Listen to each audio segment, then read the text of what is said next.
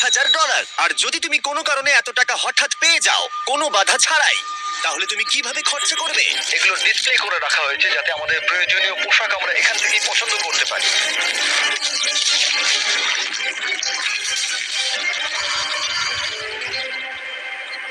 ঠিক আছে, কিন্তু উগান্ডাতে বসবাস করা কয়েক হাজার মানুষ এটাকে অন্যভাবে খরচা করবে। এখানে বসবাসকারী বেশিরভাগ মানুষের দৈনিক রোজগার $1 থেকে $2, যার মানে হলো শিক্ষা পাওয়ার জন্য, ব্যবসা শুরু করার জন্য, পর্যাপ্ত স্বাস্থ্য সেবা পাওয়ার জন্য, এমনকি বিদ্যুৎ পাওয়ার জন্য এটা একেবারেই যথেষ্ট নয়। কিন্তু আমি মনে করি এর সমাধান খুবই সহজ, এই টাকা দিলেই সমাধান হয়ে যাবে। কিন্তু এটাও ঠিক, এমন লোকদের এতগুলো টাকা একসাথে দেওয়া ঝুঁকিপূর্ণ হয়ে যাবে যারা এতগুলো টাকা এর আগে কখনো একসাথে পায়নি। তাই যখন একটা অর্গানাইজেশন এই কাজে আমাদেরকে সাহায্য করবার জন্য এগিয়ে এলো, তখন আমরা জানতাম আমাদের আরো জানবার জন্য সেখানে যেতে হবে। উগান্ডা একটি সুন্দর দেশ এবং এখানে কিছু অবিশ্বাস্য লোক থাকে, কিন্তু যখন আমি প্রথম এই প্রোগ্রামটি সম্পর্কে গিভ ডাইরেক্টলির সাথে যোগাযোগ করি, তখন আমার প্রাথমিক প্রতিক্রিয়া এটাই ছিল যে এটা একটা ভয়ানক ধারণা। আমি ভেবেছিলাম যে চরম দারিদ্র্যের মধ্যে থাকা মানুষগুলোকে যদি 1 বছরের পুরো আয় সরাসরি তাদের হাতে তুলে দেওয়া হয়, তাহলে বোধহয় দুর্যোগের মধ্যে সেটা সঠিক হবে না। গিভ ডিরেক্টলি একটা সিলেকশন প্রসেসের মধ্য দিয়ে অর্থনৈতিকভাবে সবথেকে পিছিয়ে পড়া গ্রামগুলোকে বেছে নেবে আর প্রত্যেকটা ফ্যামিলিকে সাইন আপ করাবে। তারপর তাদেরকে একটা করে মোবাইল ফোন দেওয়া হবে আর তারা একটা ইউনিক পিন নাম্বার পাবে। টাকাটা তাদের সিম কার্ডে ডাইরেক্ট ঢুকবে যাতে তারা সরাসরি লেনদেন করতে পারে, অথবা তারা পিন কোড ব্যবহার করে কাছাকাছি আউটলেটে গিয়ে মোবাইল মানি এজেন্টের কাছ থেকে ক্যাশ উইথড্র করতে পারে। এই সমস্ত পিছিয়ে পড়া সম্প্রদায়ের মানুষদের সীমিত কাজের সুযোগ তাদের পরিবারের ভরণ পোষণ অত্যন্ত কঠিন করে তুলেছে। তাদের মধ্যেই একজন হলো পল। আমার স্ত্রী আর 2 সন্তান আছে। আমরা 4 জনে থাকি। আমার পরিবার দিনে একবারই খেতে পায়, আমরা একবারই খাই, রাতের বেলা, যেটা আমার কাছে খুব কষ্টকর। যদি পলের একটু বেশি অর্থ থাকতো তাহলে সে সেটাকে শুধুমাত্র ব্যবসাতেই বিনিয়োগ করতো না, বরং তার সন্তানরা এর পাশাপাশি ভালো শিক্ষার সুযোগও পেত। আমার এখন জীবনের লক্ষ্য হলো সিনিয়র ফরেস্ট সার্টিফিকেট পাওয়া। হয়তো তারপর আমার জীবনের কোনো একটা উন্নতি ঘটবে কোনোভাবে। চরম দারিদ্র্যের মধ্যে বসবাসকারী লোকেরা খুবই সীমিত। তাদের বেশিরভাগ দিন অতিবাহিত হয় ছোটখাটো কাজে এবং তারা নিজেরা এই দারিদ্র্যের চক্র থেকে বেরিয়ে আসতে পারে এটা তারা ভাবতেই পারে না। 1 বছর আগে এরকমই অবস্থা ছিল টিয়ান এবং লকুরের। তাদের বাচ্চারা স্কুল ছেড়ে দিয়েছিল আর তাদের এলাকায় কাজ খুঁজে পাওয়া অত্যন্ত কঠিন ছিল। কিন্তু গিভ ডিরেক্টরির কাছ থেকে ডোনেশন পাবার পর তাদের জীবন একেবারে বদলে যায়।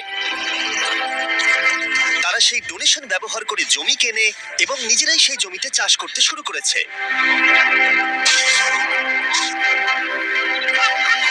তারা একটা গ্রেন মিলও কিনেছে এবং তারা এখন গোটা সম্প্রদায়ের জন্য শস্য প্রক্রিয়াকরণ করে অল্প প্রফিটও করছে। তারা এখন তাদের সেই প্রফিট দিয়ে নিজেদের বাড়িতে একটি দোকান খুলতে চায়। তার সাথে লকুরে এখন গ্রামের মধ্যে একটা রিফুয়েলিং স্টেশনও চালু করেছে। এই প্রোগ্রামটি কি করতে পারে তার জ্বলন্ত উদাহরণ এটা, কারণ এর ফলে তাদের ব্যবসা এবং অর্থনীতি দুটোরই উন্নতি হয়। তাও আমাদের সন্দেহ ছিল এই ডিরেক্ট ক্যাশ দেওয়াটা কতটা কাজে আসবে। আমরা জানতে চাইছি এতে ওদের কি কি সুবিধা হবে ওদের ট্র্যাডিশনাল সিস্টেমগুলোকে কাজে লাগিয়ে। তাই আমরা স্থানীয় গিভ ডাইরেক্টলি ফিল্ড অফিসার সিলভেস্টোর সাথে দেখা করলাম। আমি এই কমিউনিটির মধ্যেই থাকি, আমি কারামোজাতে কাজ করি। আমি এখানেই জন্মেছি এবং এখানেই বড় হয়েছি। আমার ক্ষেত্রে যেটা হয়েছিল, যখন আমি বড় হচ্ছিলাম, মানে যখন আমি স্কুলে পড়ছিলাম, বিশেষত যখন আমি সেকেন্ডারি এডুকেশনের জন্য পড়ছি, আমার বাবা মায়ের কাছে অতটা টাকা ছিল না যাতে তারা আমার পড়াশোনা আরো এগিয়ে নিয়ে যেতে পারে। তাই আমাদের বাড়িটা বিক্রি করে দেয় যাতে আমি স্কুলে যেতে পারি। সেটা ছিল আমার কাছে আমার স্বপ্ন বিক্রি করে দেওয়ার মতো, আমার সবকিছু বিক্রি করে দেওয়ার মতো। এটা ছিল এক চরম দারিদ্রতা, আমাদের কাছে কোনো কিছুই ছিল না। যখন আমি গিভ ডাইরেক্টলিতে জয়েন করলাম, আমি বুঝতে পারলাম যে এটা অনেক অনেক আলাদা। আগে আমি যাদের সাথে চ্যারিটি করেছি তাদের থেকে অনেক আলাদা। গিভ ডাইরেক্টলি আমাদের ডিরেক্ট ক্যাশ দেয়, সেই ক্যাশটা আমাদের কমিউনিটির মধ্যে যায় আর সেই ক্যাশটা আমাদের কমিউনিটির বিজনেসও বাড়ায়।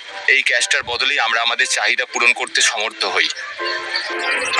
মানুষ দারিদ্র্যের মধ্যে আটকে পড়েছে প্রচেষ্টার অভাব বা সামর্থ্যের অভাবে নয়, সুযোগের অভাবে তারা দারিদ্র্যের মধ্যে আটকে পড়েছে। তাদের মধ্যেই একজন হলো জোসেফ, যিনি গ্রামের প্রধান। কেউ কেউ অনেক দূরের জমির মালিক, তাই আপনার যেটা সব থেকে বেশি দরকার সেটা হলো টাকা, যাতে আপনি কাছাকাছির মধ্যে জমি কিনতে পারেন। আমরা এই ঘাসের বাড়ি তৈরি করি আর উই পোকা এই ঘাসগুলো খুব দ্রুত খেয়ে নেয়, তাই খুব বেশি দিন এই বাড়িগুলো থাকে না। আমরা পরের বছর আবার এগুলো তৈরি করি, ধ্বংস করি, আবার তৈরি করি, এভাবেই চলতে থাকে। কিন্তু এই গ্রামে বাড়ির সমস্যাই একমাত্র প্রধান সমস্যা নয়। ক্ষুধা, দারিদ্রতা এবং শিক্ষার অভাব এই সমস্ত সম্প্রদায়ের মানুষদের অন্যতম প্রধান সমস্যা। তার নিজের গ্রাম পরিচালনা করার বোঝা ছাড়াও জোসেফ গুরুতর স্বাস্থ্য জটিলতায় ভুগছে। কয়েক বছর আগে তার স্ট্রোক হয়েছিল, যেটা তাকে দুর্বল করে দিয়েছে এবং তার কাছে পর্যাপ্ত অর্থ না থাকায় সে প্রয়োজনীয় ওষুধও কিনতে পারছে না। জীবনযাপন এখানে সত্যি খুব কঠিন। কঠিন। আমি বাঁচবো কিনা আমি জানি না, আমি সত্যিই জানি না, কারণ আমার যে রোগটা হয়েছে সেটা খুবই কঠিন। আমি সত্যিই জানি না। এখানে প্রত্যেকের নিজের নিজের চাহিদা রয়েছে এবং আমরা যেটা বুঝতে পেরেছি সেটা হলো এই মানুষগুলোকে একটা ভালো ভবিষ্যৎ দিতে গেলে তাদের নিজেদের এবং তাদের পরিবারের জন্য সিদ্ধান্ত নেওয়ার ক্ষমতা দিতে হবে। তাই আমরা ঠিক করেছি গিফট ডিরেক্টলির সাথে যুক্ত হয়ে এই গ্রাম এবং আশেপাশের 300টি পরিবারকে অর্থ অনুদান করে সাহায্য করব তাদের উজ্জ্বল ভবিষ্যতের জন্য। তাই যখন গিফট ডিরেক্টলি টিম গ্রামগুলোর চূড়ান্ত তালিকা প্রকাশ করছিল, যেটা করতে সারাদিন সময় লাগবে, তখন ড্যান এবং ড্যারেন গ্রামটা ঘুরে দেখলো, যেখানে তারা ছুরি ধার দেবার যন্ত্র দেখতে পেল। তোমার কি মনে হয় এটা আমরা আরো ভালো করতে পারবো? হ্যাঁ, আমার মনে হচ্ছে আমরা ভালো করব। এই তো, তুমি পারবেই। এই তো এইভাবে। হ্যাঁ,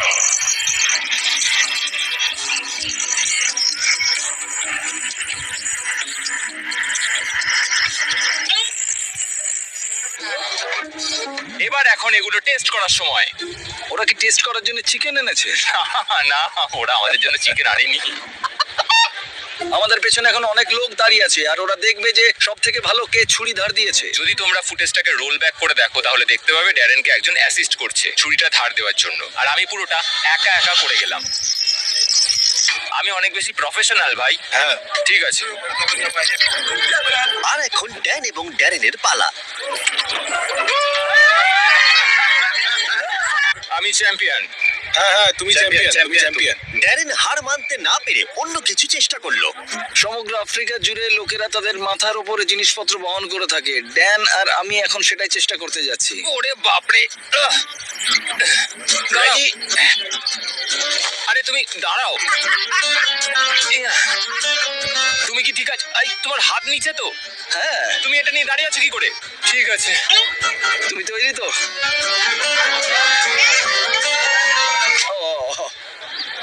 আমি জিতে গেছি। হতেই পারে না। ঠিক আছে, এইটা ড্যারেন জিতলো, কিন্তু ওর ব্যাগটা। তুমি এটা কিভাবে করছো?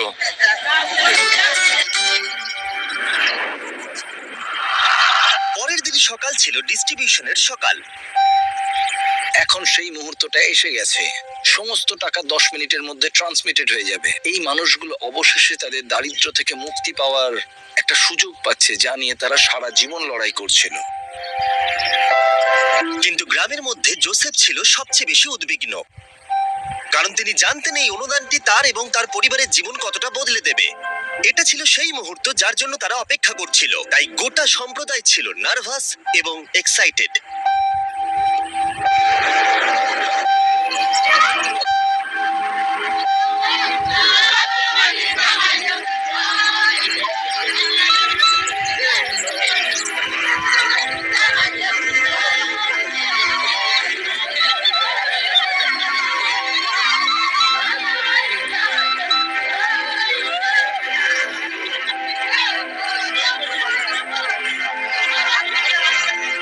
এটি অনেকগুলো মানুষের জন্য একটা সত্যি অসাধারণ মুহূর্ত।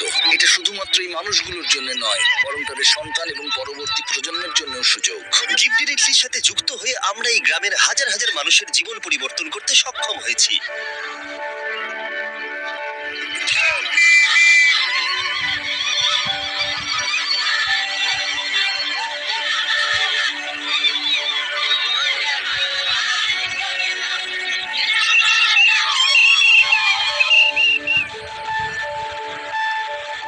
টেক্সট মেসেজ পাওয়ার পর এখন সময় তাদের টাকাগুলো উইথড্র করবার। 100 বছর আগের থেকে এই মানুষগুলো কোনোদিন সেরকম ভাবে সুযোগ পায়নি, কিন্তু এখন তারা এগিয়ে চলেছে। তারা সুযোগ পাচ্ছে। ইতিহাসের একটি কলঙ্কিত অধ্যায় শেষ হয়েছে এবং তারা শুধু নিজেদের জন্য নয়, পরবর্তী প্রজন্মের জন্যও শক্তিশালী ভবিষ্যৎ গড়ে তুলতে পারে। এবং তাদের মধ্যে বেশ কয়েকজন এটার সঠিক ব্যবহার করতে শুরু করে দিয়েছে, যেমন রুথ। এই অর্থকে কিভাবে কাজে লাগাতে হয় তার শক্তিশালী উদাহরণ হলো রুথ। গিফট ডিরেক্টর থেকে টাকাটা পাওয়ার আগে আমি আমার সন্তানদের ঠিকমতো দেখাশোনা করতে পারতাম না, কোনো ওষুধ কিনতে পারতাম না। আমি একজন হাউসওয়াইফ ছিলাম, আমাদের জীবন খুব কষ্টে কাটছিল। কিন্তু প্রতিকূলতা সত্ত্বেও রুথ গিফট ডিরেক্টলির সাহায্যে তার স্বপ্নগুলো সত্যি করতে দৃঢ় প্রতিজ্ঞ ছিল। সে তার স্বপ্নগুলোকে বাস্তবে পরিণত করবার জন্য এবং তার পরিবারের সন্তানদের উজ্জ্বল ভবিষ্যৎ দেবার একটা সুযোগ পেয়েছিল। ও এখন তার ব্যবসায়িক মনোভাবকে ব্যবহার করে শুধুমাত্র নিজের উন্নতিকরণের জন্য নয়, বরং তার পুরো সম্প্রদায়ের উন্নতিকরণের জন্য। আমি এখন আমার পরিবারের সব দায়িত্ব নিতে পারছি। এখন আমাদের জীবন অনেক সহজ হয়ে গেছে। আগের মতো আমাদের আর কষ্টে দিন কাটাতে হয় না। কিন্তু রুথি একমাত্র নয় যে তার টাকাগুলোকে সঠিকভাবে ব্যবহার করতে শুরু করেছে, যেমন আউমা, যে তার গোটা জীবনকে উৎসর্গ করেছে শিক্ষার জন্য।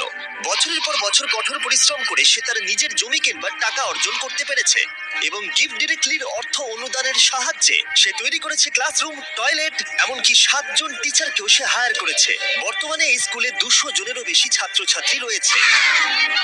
এই অর্থ সম্প্রদায়ের একটি অত্যন্ত প্রয়োজনীয় ফার্মেসিতেও ব্যবহার করা হয়েছে। হাজার হাজার শিশুর জন্য স্কুল ফি এবং ইউনিফর্মের জন্য, এমনকি কয়েকশো পরিবারের বাড়ি তৈরিতেও ব্যবহার করা হয়েছে এবং অর্থ কিভাবে ব্যবহার করা উচিত তার উদাহরণ হয়ে দাঁড়িয়েছে। এই মানুষগুলোকে সামান্যতম সুযোগ দেওয়া হলেই তারা সেটিকে গ্রহণ করে এবং এটি করতে তারা ঝাঁপিয়ে পড়ে। এটি তাদের কাছে এমন একটি সুযোগ যা তারা আগে কখনো পায়নি, এবং এই ঘটনাগুলো আমার জীবনে এতই ইন্সপায়ারিং এবং মোটিভেটিং ফ্যাক্টরস যা আমি কখনো এক্সপিরিয়েন্স করিনি।